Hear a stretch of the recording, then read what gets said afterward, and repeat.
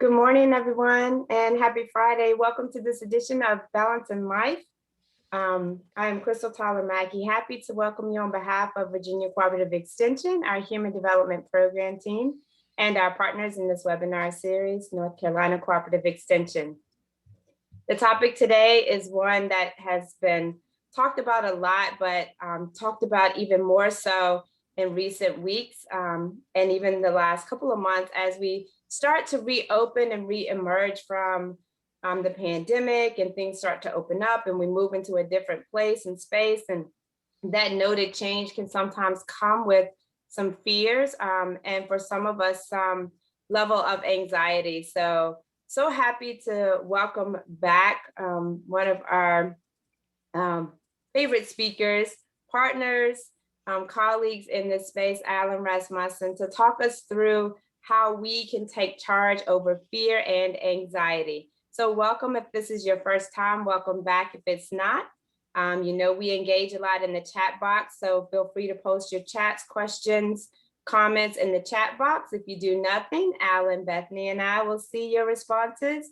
If you want others to see them, just use the drop-down menu in the chat box to post to all panelists and attendees so that others can see your thoughts and questions as well. So I'm going to quickly turn things over to Alan and say, welcome back, Alan. Well, I appreciate the introduction. I appreciate being here. And I really think the world of this Balancing Lives series that you all have created. And I feel so good about being involved in this process. So what I'm going to do, my name is Alan Rasmussen. I'm a prevention specialist with Rappahannock Community Services. Based in Culpeper. My work focuses on suicide prevention and substance abuse prevention. I would like to, just a little background information. I also do some counseling services for National Counseling Group and board of counseling license as a qualified mental health professional. Able to work with children and adults. I also teach now 3 courses for the Bachelor of Interdisciplinary Studies program at the University of Virginia. And you know, with that said, I'm going to pop up this PowerPoint and then make a couple of other comments as we move along with the presentation. So let me share that. Give me 1 minute. And let me make a couple of adjustments with the technology and we're set to go. So as an introduction, I would like to say that we are living in times of change and uncertainty. I know you all are aware of that.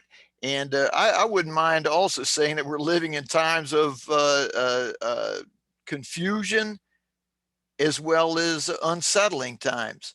And you know, in Virginia, as Crystal mentioned, we are adjusting as we come out of this state of emergency related to COVID pandemic.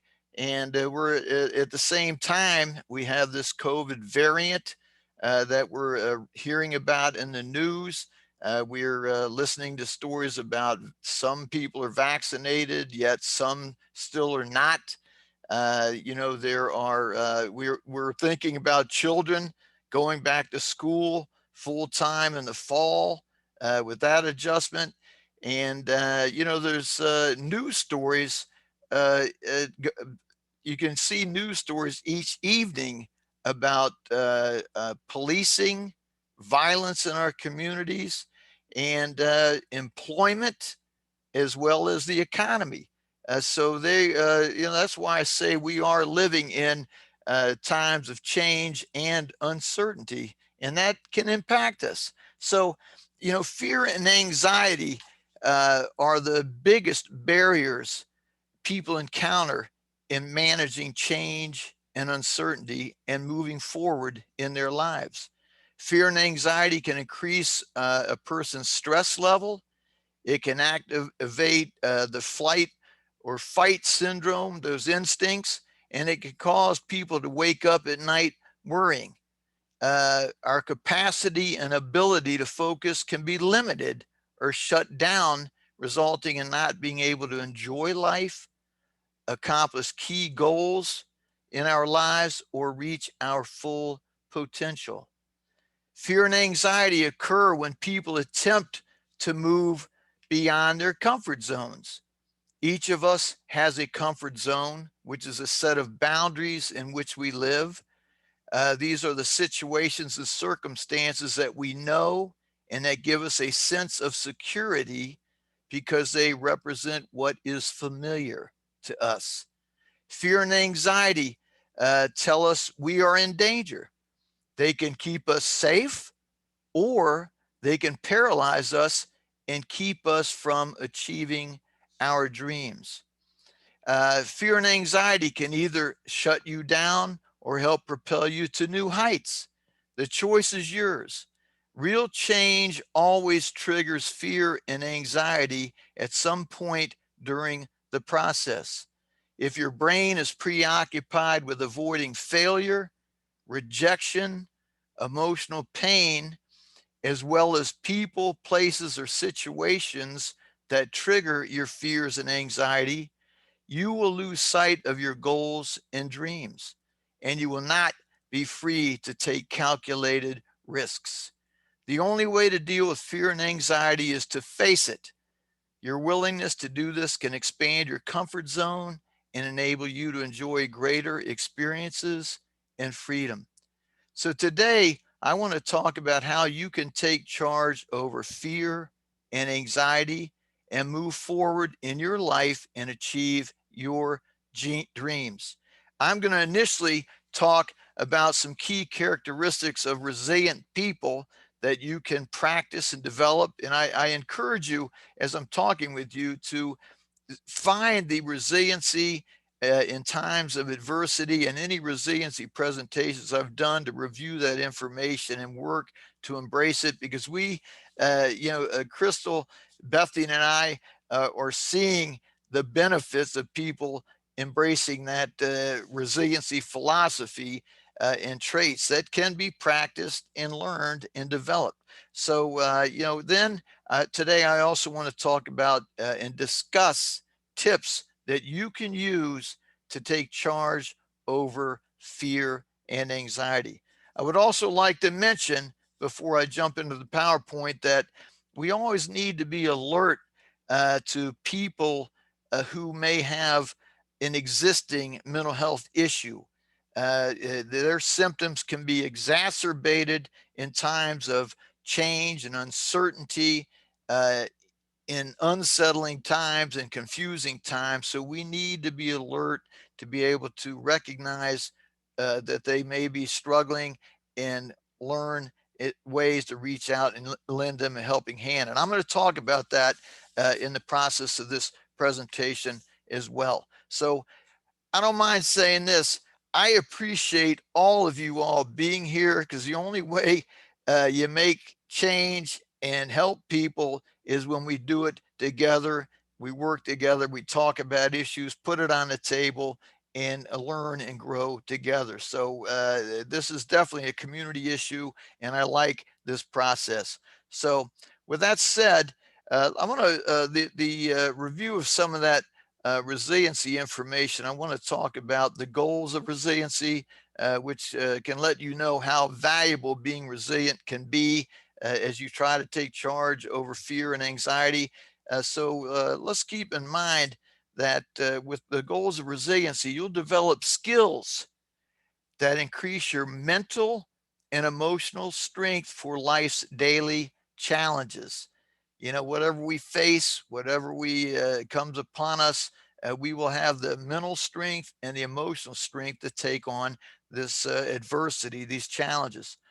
You'll be able to bounce back from disruptive life changes and function in this world of change. You'll develop confidence, building that inner strength. There's some presentations I've done on that, but you'll develop confidence to know you can handle whatever the future may bring. So that can remove some of the confused feelings, the unsettled feelings, the fear, the anxiety. So you'll gain strength from adversity, and you'll turn emotionally toxic situations into what I call emotionally nutritious experiences. So, I like to talk about these emotional reaction patterns. I think it's a key piece in dealing with adversity, or as you can see here, when there's change and uncertainty, how people respond, how they react can be, they can get angry. And what you see in red, I'll just call it the danger zone. It's like a red light. We don't want to go there. In a response, getting angry is a dead end street to move forward through change and uncertainty. I'm talking about that full blown anger. Sometimes people can react with that fear and anxiety when there's change and uncertainty going on or adversity. The way to move forward is you can be upset. That's different from being angry. Upset is expressing your feelings in a useful way, identifying what you're feeling, putting that on the table, and analyzing it, understanding it, and then embracing it. And so sometimes people can do that and say, hey, what's new? Always happens to me. They make themselves the victim. There's another red light. To keep moving forward, you can put your feelings on the table and then begin to cope and identify what I would say are coping strategies, avenues to move forward successfully. Decision making skills come in here, and that inner strength, having solid self esteem and self confidence helps in that process, as well as other characteristics of resilient people. And I'm going to talk about them, but healthy relationships and those kinds of things. But so once you begin to cope and take some positive action, that good decision making, problem solving skills, you come up with a plan of action, you follow that, you can begin to resil. You can begin to be resilient and manage the fear and anxiety, that change and uncertainty, which are connected, and actually move forward and do what I call thrive. I'm talking about thriving here. I'm not talking about surviving. I always mention that, and it's important to do, but to thrive, learn, grow, develop better skills, coping skills, move forward, feel better, find that peace in life, that everyone's looking for, not just survive and get by. So, with that said, these emotional reaction patterns, I think it's easy to see that emotional states do affect our problem solving abilities, our decision making abilities, our ability to be resilient. Positive emotions broaden and strengthen our ability to balance our lives and be resilient when we are experiencing fear and anxiety. One of the things about emotional reaction patterns, this is something you can change right here today if you want to do it. We can accept responsibility for reactions. You see the chart, figure out where you are when things are going on and where you want to find yourself to help move forward. You want to have change and uncertainty, go to putting your feelings on the table, identify what you're feeling, begin to cope, begin to resil, move forward, and thrive. And I'm just saying this. I'm not just talking it from a book. I live this stuff, and once the more you do it, the more you embrace it, it becomes a habit, and you make it happen. It becomes instinctual. You just do it. So and it's always important to keep that good spirit and generate positive energy in all that's going on. So, positive emotions. I love this list, but feelings of enjoyment, playfulness, contentment, laughing, satisfaction, warm relationships, love, and affection.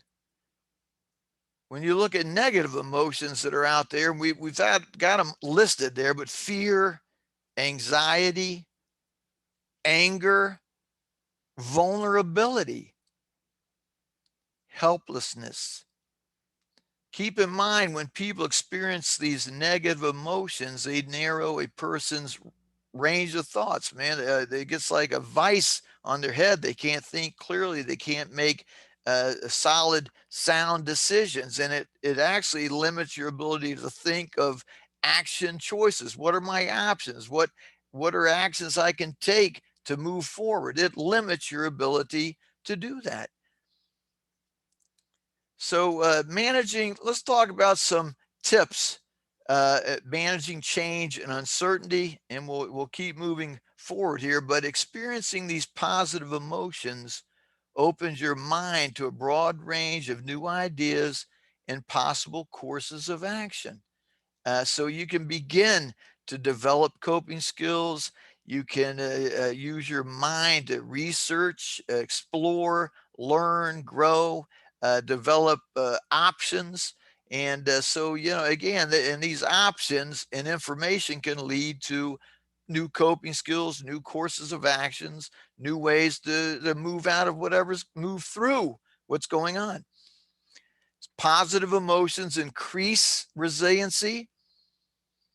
And, when you experience these positive emotions each day, this enhances your ability to take charge over fear and anxiety. So, when faced with change and uncertainty, your mind and habits will create either barriers or bridges to a better future. And we definitely want to be in a situation in which our mind and the habits that we develop and form create bridges to these better futures. So it's a time to examine ourselves. How do we think? What are our habits? What do we need to change? What'll help us? And like we're talking, get out of that comfort zone, whatever the way you usually do it. If it's not working, it's an opportunity to make some change and take charge over fear and anxiety. So the struggle to bounce back, to move forward, to take charge over fear and anxiety, and recover from setbacks that we have can actually lead to developing strengths and abilities maybe we didn't even know were possible. The more we get out, the more we do things, we try to move forward, we're going to learn and grow and learn more about ourselves. Maybe we have things in us we didn't even know we had. So resiliency, like I said, can be learned and developed through practice. I always, any presentation I do, I like it to be nuts and bolts, something that's practical, something that you can use, a tool for your tool belt, and you can learn and grow and evolve. So I always like to talk about optimism. Deep optimism is incredible. When you're optimistic, you have better energy. You feel more self-confident. You look forward to the future. And, you don't feel trapped or discouraged. I'm going to find a way out of this. Whatever's going on, I can handle this. I'll find a way to make something happen. I'll find support. I'll use my resilience characteristics, what I'm learning there, to help me move forward. So, something you can do is reflect on how optimism has helped you or someone you know overcome fear and anxiety. This is Put this stuff on the table, talk to people. No one's alone in this process. So, taking over, let's talk about some tips for taking charge over fear and anxiety. Some tips here. It's critical to acknowledge your fear. Sometimes we have these feelings going on and we're unsettled and we don't feel good. We don't feel like we want to feel, and there's something gnawing in there. And so connecting to how you feel can help you make better decisions. This is, again, this put it on the table talk. What am I experiencing? What am I feeling? Let me lay that out and identify it so I can see it, explore it, and examine it. This is a critical issue stuff. Let me examine and analyze what I'm feeling. So, and I always like this, this popped out in one of the past presentations, and I know Crystal said, I like that reality check statement, and I'm going to go back to it. Do a reality check. And keep in mind, most fears are not based on our current reality. Anxiety, if we're experiencing anxiety, that's tied into having these fears, and sometimes they can be irrational. So we need to do that reality check. And I'm not saying whatever we're feeling is irrational. Check it out, analyze it, and say, is this really something what is the issue here? What am I afraid of, or what am I anxious about? So when you identify it, you can begin to address it. So, and I love this statement here, and I highlighted work because sometimes people just hear control your thoughts. I like the work to control your thoughts, because this sometimes takes effort, and it takes energy. These thoughts can become rampant. They can have a life of their own sometimes. So examine your thought process, what you think, and how you feel as a result of those thoughts. Put that on the table, and then say, look at what you need to change, what you need to control, and you can begin to take charge of the thoughts, which can lead to these feelings of fear, these feelings of anxiety. And so again, put them on the table, examine them, and take charge of them, and eliminate or try to change or modify what your thoughts are doing. You can commit to important values in your personal and work life. When we have certain values that are important to us, when we embrace them in our personal and work life, I mean, these are what we embrace. This is what we believe. So, commit to these important values and help and then facilitate them to impact your life and continue to impact your decision making, your problem solving, and your movement forward as you address issues and live your life. And I also like to talk about work to identify meaning and purpose in your life. Hey, what am I doing? What's the purpose of it? What's the meaning to it? So identify that, talk about it, and embrace it, and keep reflecting on it. What am I doing? Because I've talked to people sometimes, they go, I'm not sure I'm making a difference. I'm not sure what I'm doing. And other people look and say, hey, I think you're making an incredible difference. But we need to identify meaning and purpose in our life. And I like this. I'm a visual person. I know a lot of people are, but envision, picture your desired future, focus on your desired future. Let your actions take you on that journey to obtain and develop and create that desired and envisioned future. Some other tips. When I'm talking about resilience, sometimes I have the comment in there, practice this positive self-talk when you're talking about building self-esteem, self-confidence, pat yourself on the back. Hey, you did a good job. It's okay to talk positive about yourself. But in this situation, I mentioned practice self-compassion. It's okay to say, experience what you're feeling and say, that's okay. You're all right. You can handle this, or, take care of yourself and don't beat yourself up. Practice that self compassion, and, and hopefully you're around healthy people that know maybe what's going on too, and they can be compassionate and help support you and what you're feeling as well. I always like to talk about keeping these healthy sleep hours. And look, when you have anxiety and you have fear, what a major disruption that can be to sleep.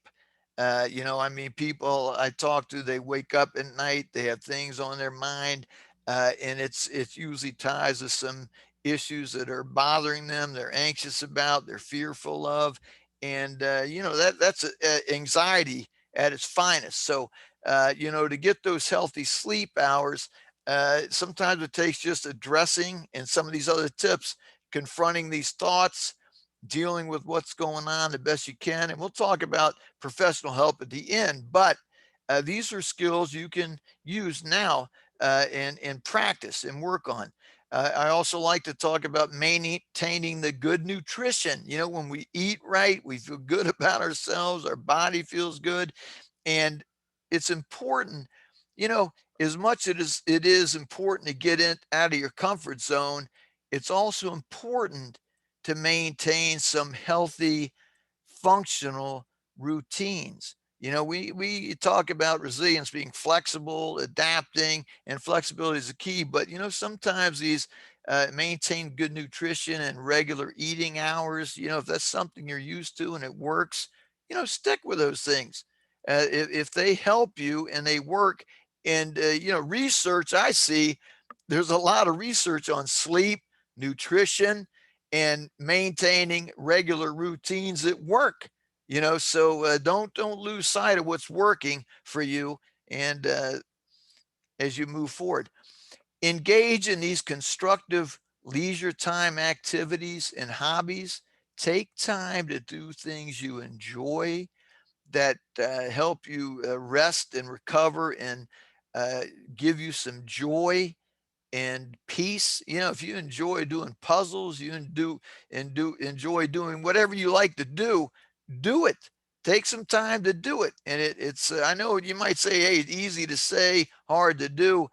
Make the time to do it. And even in the middle of work and everything else going on, please take care of yourself physically, emotionally, and mentally. You can exercise, which is helpful, get those endorphins going.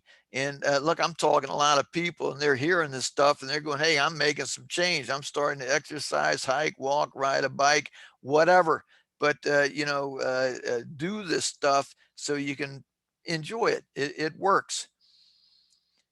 And, I can't say enough anymore about this mindfulness, meditation, and yoga. And I don't mind saying, as I continue to do research, I am seeing more and more research studies on the impact of mindfulness and meditation in people's lives. So you can't overlook it, and so this can help to shift your focus to positive emotions in your daily life. And I talked about the impact of these positive emotions. So I mean, I've seen it, I'm hearing it, and the research is supporting it. Meditation, mindfulness, yoga, all good things to do. So, some other tips: fostering these healthy and supportive relationships can help us feel more settled. They can help us eliminate some confusion. It can help us deal with fear. We feel comfortable talking to somebody about what we feel. We can get their support to help us overcome and take charge of our fear and anxiety. Nothing like a person that can relate, can understand, is willing to listen and be supportive. There's no doubt about it. Resilient people are able to develop those positive, healthy, and supportive relationships. I got to say, in the flip side of that, there's always the flip. If you're in unhealthy and unsupportive relationships, I've done separate talks on that too. Time to look at those and examine them. Is this helping me or is this hurting me as I try to overcome fear and anxiety? So it's a time to examine life. Avoid social isolation, and also avoid these negative coping skills.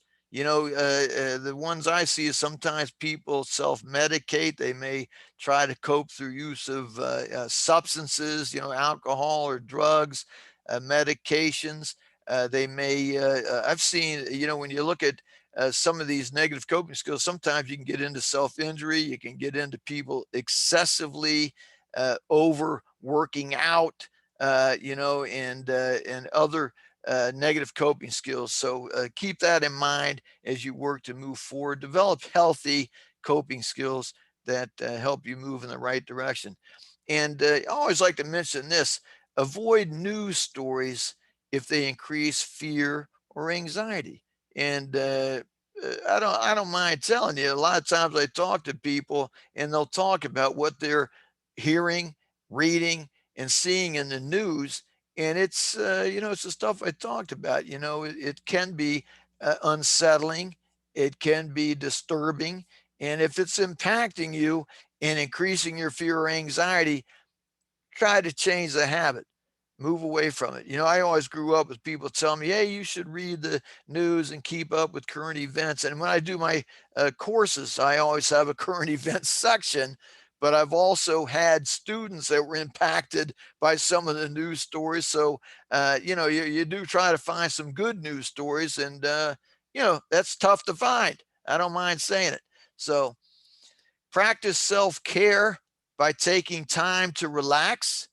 Take care of yourself. That's important to do. Be kind to yourself and avoid comparisons to others in your ability to overcome fear and anxiety. And please reflect on your past successes. Pat yourself on the back for what you do. Examine your emotional reaction patterns and learn to express your feelings in a useful way. We explored that. Develop and learn new coping skills. You can study this, talk to experts. You can find ways to cope. Control what you can and avoid dwelling on things you cannot control. And also explore community supports and programs, as well as get professional help if needed. Now, I know Crystal may be having some fear and anxiety, but I'm going to be done in a couple of minutes. So don't I'm trying to help you out there. I'll get it done. So I always like to talk about helping others. I mentioned the issue about those that may have a existing mental health issue, or people that we might spot that are unsettled and maybe expressing concern about fear and anxiety. We need to be alert. I'm a gatekeeper, man. I love doing that as part of prevention. One team, one fight. I like to watch over others. So be alert. And so a little information.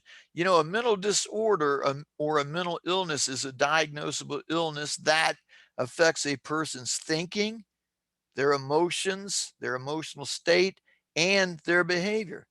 It disrupts a person's ability to work, carry out daily activities, things they're responsible for, and things they typically do. And it disrupts their ability to engage in satisfying relationships. So just a little rule of thumb, some information for ourselves, or if we are talking to someone we know, if we see whatever's going on with them, that it's affecting their life in these ways. I'm not looking to diagnose, but there might be a mental disorder that needs to be addressed. So I'm not looking to diagnose, but I'm looking to be alert and aware. So helpful things you can say to someone that hey, I'm concerned about you. What are you feeling? Get them to put their feelings on the table so they can be examined. What are you experiencing? What's it like to be you? How long have you been feeling like this? I can see that you are distressed. I want to help.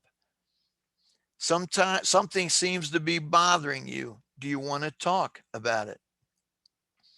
I care. I will listen and try to understand. Keep in mind, those experiencing fear and anxiety will likely respond positively to sincere interest, concern, and active listening. Now, with that said, I want you to remember that by recognizing your fear, your anxiety, focusing on what you want to achieve, and by being true to your values, you can move forward and break the bondage of fear and anxiety. So my goal and my purpose, I hope this helps you out. And I'm going to shut the PowerPoint down and turn it back over to Crystal. I appreciate the opportunity to be with all of you today. Well, Alan, wow, thank you so much. So power packed, so many nuggets and pieces of information that you can grab. Bethany and I were watching in the chat. Some was just to us and some was to everyone, but there are a number of people who are looking to get the recording and get the slides and rewatch and re-listen. It's full of nuggets. So I know that we are a little bit over where we would usually stop, but I do want to encourage everyone to grab from this presentation what you need right now.